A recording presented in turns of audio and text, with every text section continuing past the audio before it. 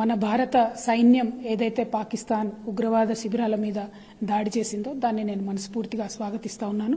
మొన్న వాళ్ళు చేసినటువంటి టూరిస్టుల పైన చేసినటువంటి అటాక్ అయినా, అంతకుముందు పుల్వామాలో చేసినటువంటి అటాక్ అయినా, వీటన్నిటికీ కూడా ఒక మంచి జవాబు ఇచ్చినందుకు భారత సైన్యాన్ని మనస్ఫూర్తిగా అభినందిస్తున్నాను. ఇప్పుడు ఉన్నటువంటి సందర్భంలో మనం పార్టీలకు అతీతంగా దేశం యొక్క ఐక్యతను చాటాల్సినటువంటి అవసరం ఉంది.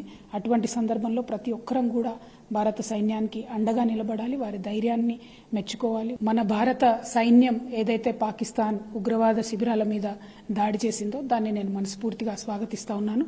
మొన్న వాళ్ళు చేసినటువంటి టూరిస్టుల పైన చేసినటువంటి అటాక్ అయినా, అంతకుముందు పుల్వామాలో చేసినటువంటి అటాక్ అయినా, వీటన్నిటికీ కూడా ఒక మంచి జవాబు ఇచ్చినందుకు భారత సైన్యాన్ని మనస్ఫూర్తిగా అభినందిస్తున్నాను. ఇప్పుడు ఉన్నటువంటి సందర్భంలో మనం పార్టీలకు అతీతంగా దేశం యొక్క ఐక్యతను చాటాల్సినటువంటి అవసరం ఉంది. అటువంటి సందర్భంలో ప్రతి ఒక్కరం కూడా భారత సైన్యానికి అండగా నిలబడాలి, వారి ధైర్యాన్ని మెచ్చుకోవాలి, వారి కుటుంబాలకు అండగా నిలబడాలి. అట్ ద సేమ్ టైం మొన్న టెర్రర్ అటాక్లో చనిపోయినటువంటి కుటుంబాలందరికీ కూడా నేను ప్రగాఢ సానుభూతిని తెలియజేస్తూ దేశమంతా మీతో ఉందని మరొకసారి చెప్తున్నాను. జై హింద్, జై తెలంగాణ.